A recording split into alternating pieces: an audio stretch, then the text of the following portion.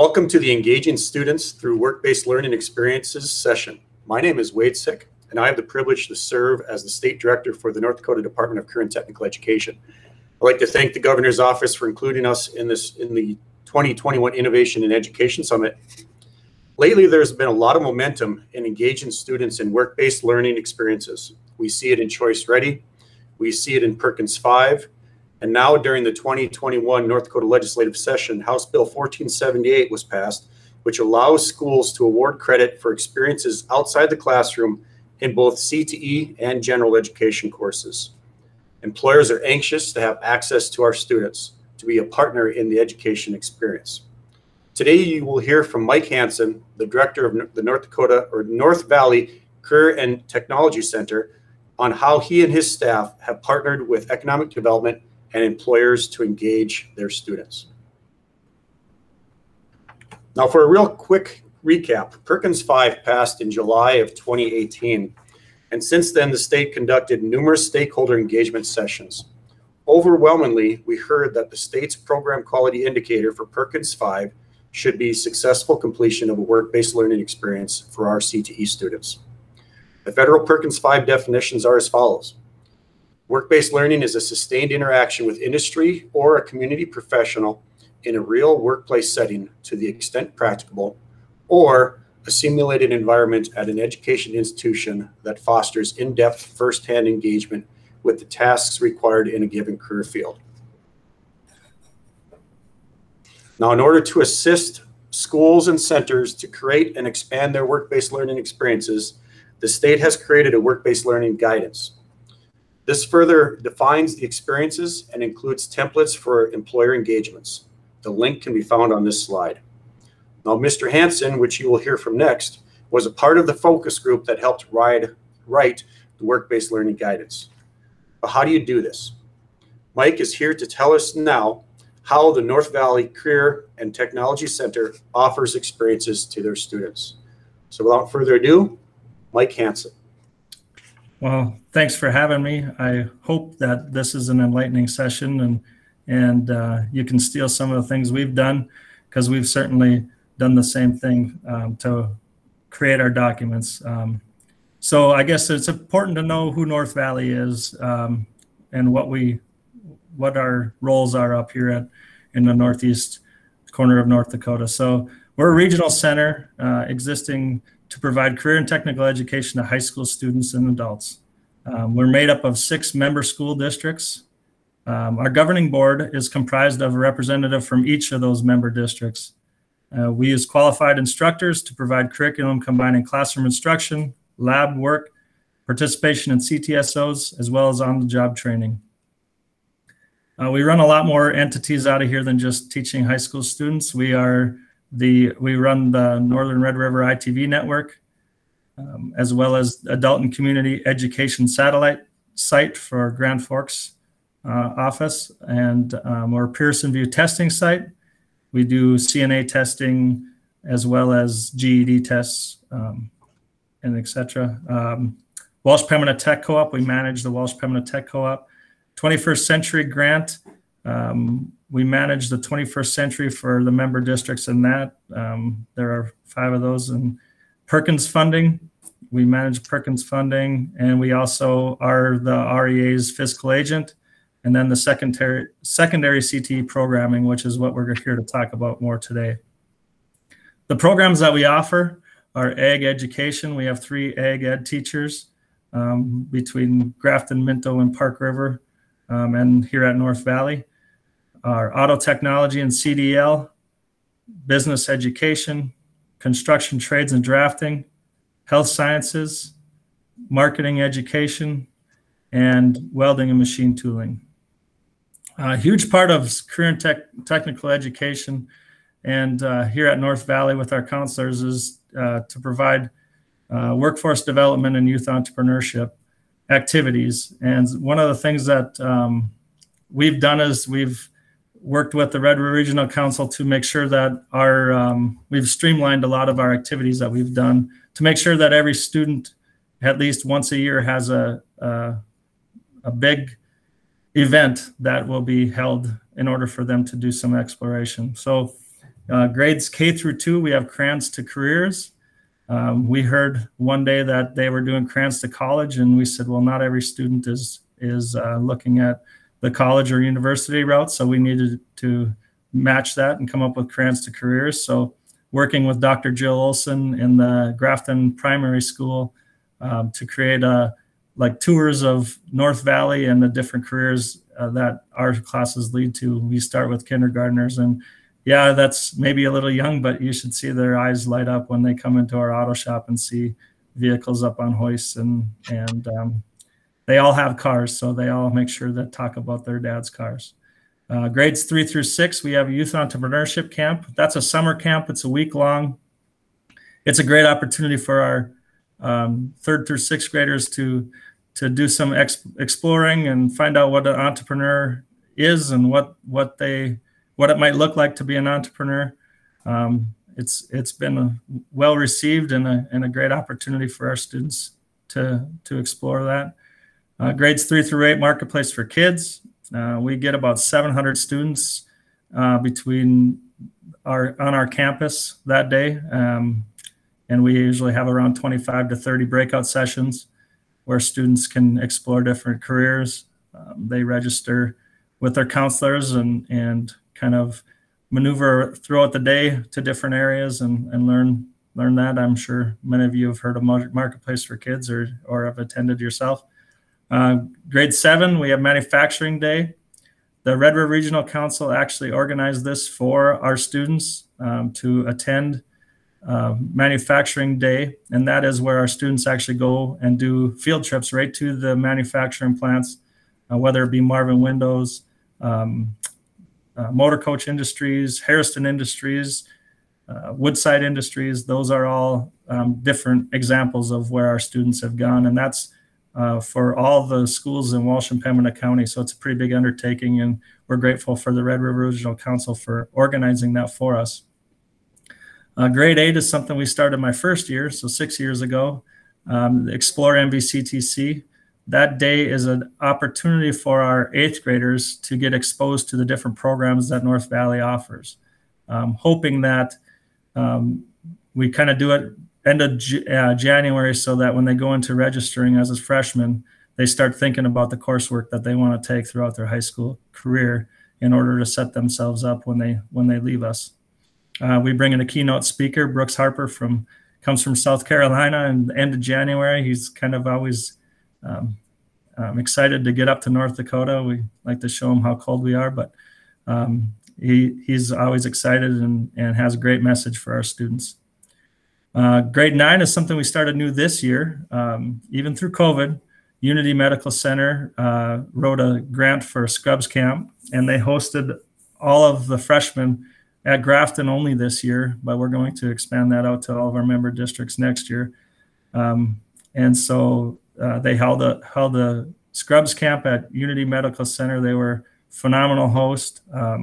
Kids got prizes and gifts, and they were able to go tour every different field that they have at Unity Medical Center here in town. And they have a brand new hospital with a training facility upstairs that hosted all the groups of freshmen.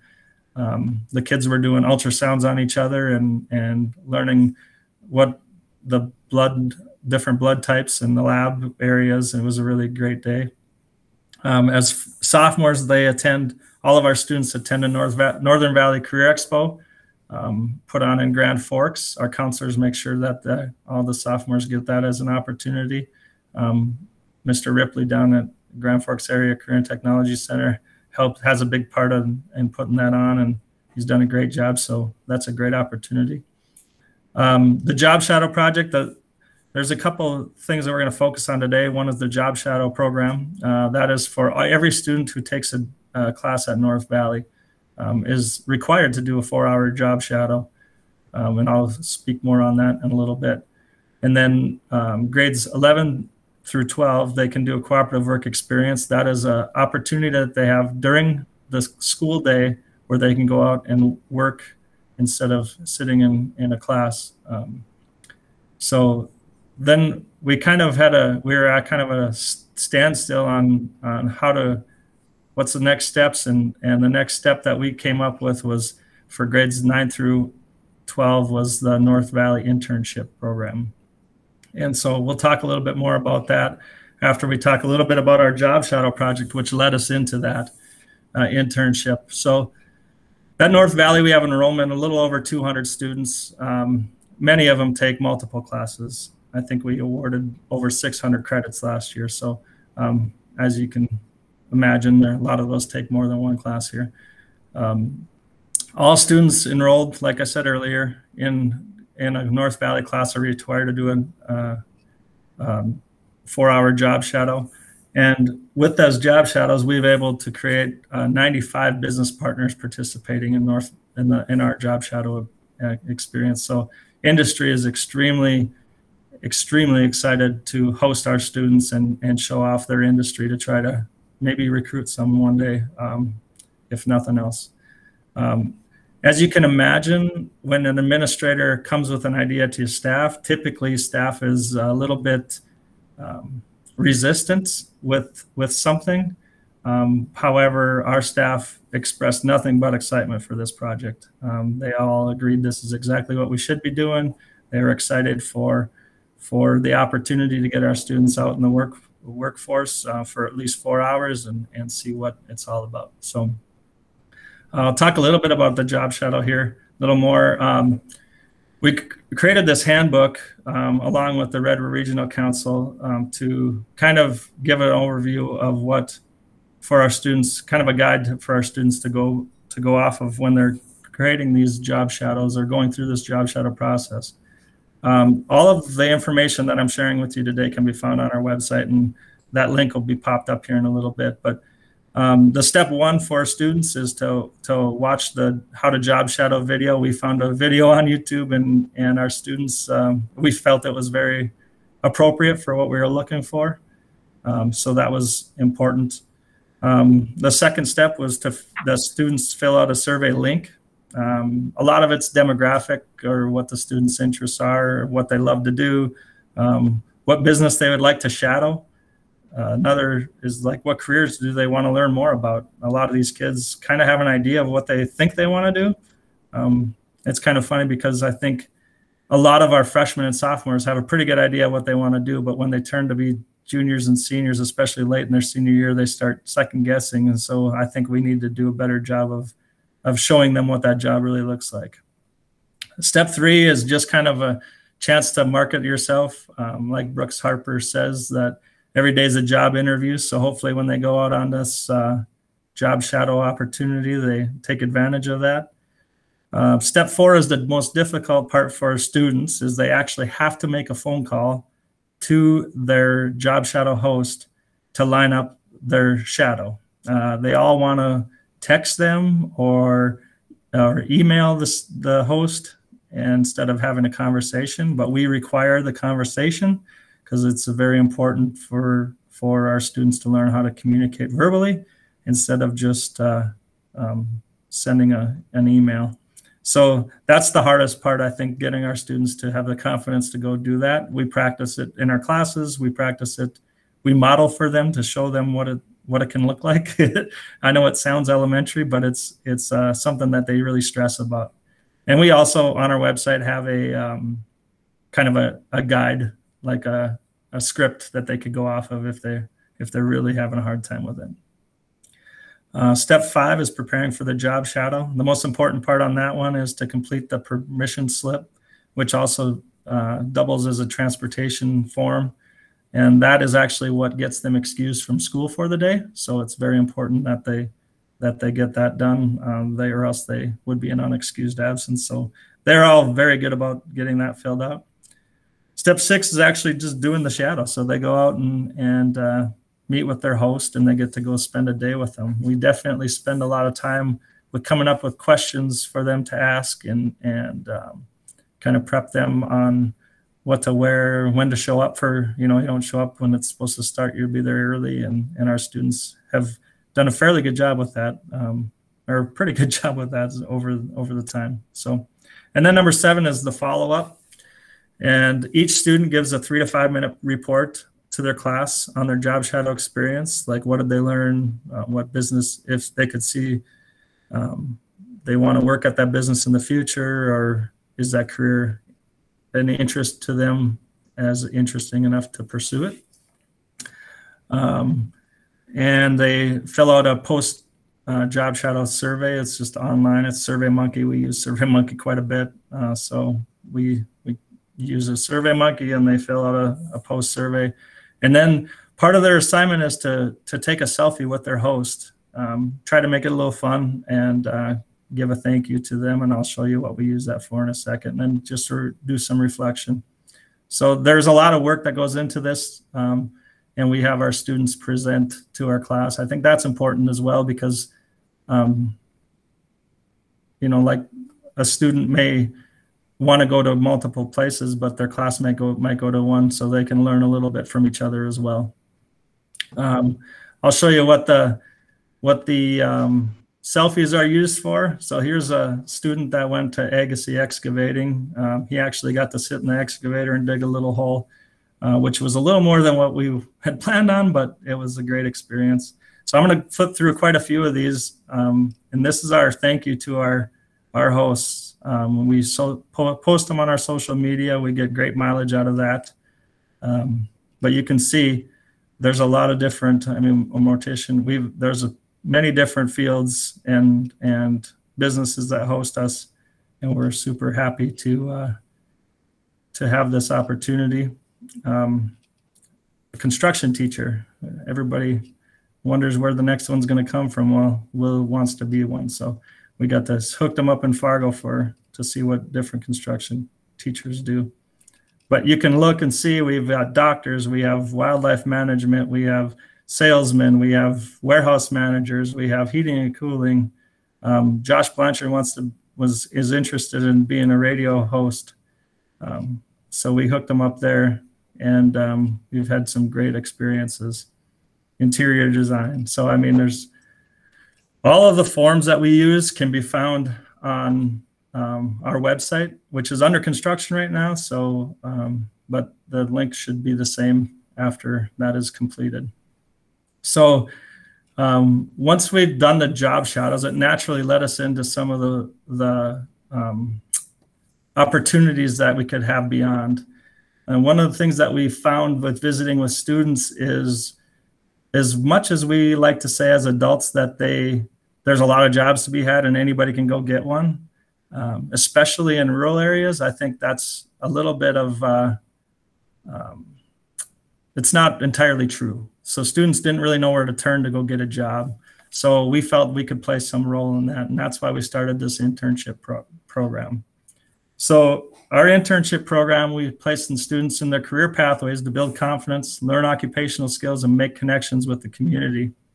A huge piece of this is also to help fulfill a workforce shortage in our region. There's extremely big shortage in our area for workers, so hopefully this will help them as well. Our goal going into this year was to get 40 students for the summer. The summer session was from June 1st till August 20th. And yes, students all earn credit, and we'll get to that here in a little bit. And each employer will complete the business description and position description for the survey and the rate of pay. Employer and student surveys to determine match. And so it's pretty interesting. There's some more documentation. I'm not going to cover everything that we have, but if you go to that link at the bottom there, you'll see the internship documents that most of the internship documents that we use. So here's our flyer that we created. Lori helped me create that. She organized it so it's for students grades 9 through 11, the dates where it's from, where it happens, and we really try to stay in the career pathway that the student has chosen. The cool part is at the end of this, that should meet their choice-ready graduation requirements. Credit can be given, half a credit for 75 hours, a full credit for 150 hours, and then some deadlines. So here's part of the internship plan and agreement, and the top is just demographic stuff. In the middle you'll see the CT program area. So every one of our students that's going to do a internship will have completed a CT course in that area. So hopefully they have some background knowledge going into the job or the internship so that they can be productive. They pick the career pathway in that program area, what it fits, and then we assign them an internship teacher. They have to identify whether they want 75 or 150 hours on that form as well. Most of them picked 150. Down on the bottom, there's the company and business information, and the students actually fill out kind of what their work schedule looks like. We have, I think we're a little over 30 now that have returned, and we have, I think there's almost all of them have a variety of schedules. So it's hard to really set the Monday through Friday, 8 to 5 type schedule. So that's, and then on the back side of that form, which I don't have attached here, is kind of the agreement. The student agrees to do this, the parent agrees to do that, the employer agrees this, and the school agrees to do this. And then there's got to be all those signatures.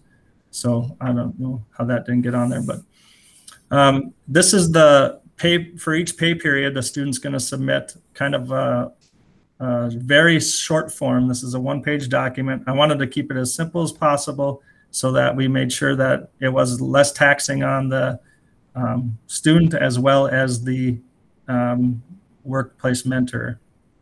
So the students will do a little bit of logging of tasks. Doesn't have to be much. Like Monday could be change oil on 4 cars. It could be things like that. So they'll fill out the top part, and then it says for employer worksite mentor to complete.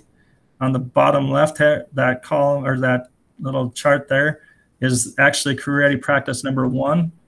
And that kind of tells us if they're showing up on time, if they're doing those things. If there's any huge red flags, that's when we're going to catch them. And then the comments, there's a potential for comments from the worksite mentor. And then each of them have to sign, and they'll submit this form to our instructor that's in charge of them at the end of each pay period, along with their pay stub, so we can track hours. So next is the internship contact. So here's where our instructor goes out and actually does some evaluations just to really make sure that everything is going well, that our students are showing up on time, doing the things that they need to do. And also if there's concerns maybe from the student on what their jobs are. So that's definitely something that we look at. And we're asking our instructors to do 4 site visits a year. Finally, we have the final internship and employer evaluation. This is where the employer is going to go through and fill out the career ready practices for the students. We have the long practice rubric so they know what a 1 through 4 looks like. But this is actually going to get entered into PowerSchool and be check off that choice ready box of career ready practices. So the practices are number 1, 2, 4, 8, and 12 that we will assess, or that our worksite mentor will assess, and they'll go through that as they round up their summer internship. Now, understand that we have students that are going to work for their employee way beyond the 150 hours, but once they complete the 150 hours, they complete what is required by North Valley. And then after that, we have the evaluation from the student on their experience. And so we want some feedback so we can improve our strategies and our process, as well as maybe some feedback on their experience at their host site. So the solution for our big problem was to try to find out how to get from a job shadow to actual job. And so we've worked with many different partners. Our partnerships are needed to maximize opportunities for students in the workforce. So it's North Valley and 21st Century Community Learning Centers. The North Dakota Department of Ed, we've gotten some grant funds to help pursue this project. as well as the Red River Regional Council. They've been a huge partner in all of our career exploration and youth entrepreneurship activities, really helping us formalize what we do and streamline those to make sure that every grade level has a big activity, as well as our Welsh County JDA and the EDC from Grafton, and that's been a huge partners there. So together with those partners, we would like to, we've actually are working on hiring a workforce development coordinator. It's a 12-month position working on networking, marketing, follow-ups, surveys, matching students with businesses, and reporting to partners. We also are reimbursing businesses for their internship costs. We kind of figured it this way. We did $5 per hour per intern for the first 75 hours, which equaled $375 per student times 40 students is about $15,000 annually. The reason why we went with 75 hours is because that's kind of the minimum requirement for us as for students to earn a half a credit. That has been a huge, the Grafton Economic Development has actually helped fund that for us. And then teacher stipends for supervising internships. Going into this, our teachers didn't, we weren't 100% sure how we were going to fund their time. And they were fine with that because they believed in it so much. And we were able to write some grants and create some opportunities to help fund that. So I guess that's kind of where we're at with our internship and job shadow projects. All of the documents that I've shared with you today are on our website. So please check that out. If you have any questions, please give me a call. And other than that, that's kind of where we're at. So thanks for your time. All right, thanks, Mike, for your presentation. That's phenomenal. And there's so many things that you mentioned in there that I absolutely love. You know, first of all, the engagement with employers and getting those students out into the workplace and providing them that exposure and finding employers that are willing to help and take on.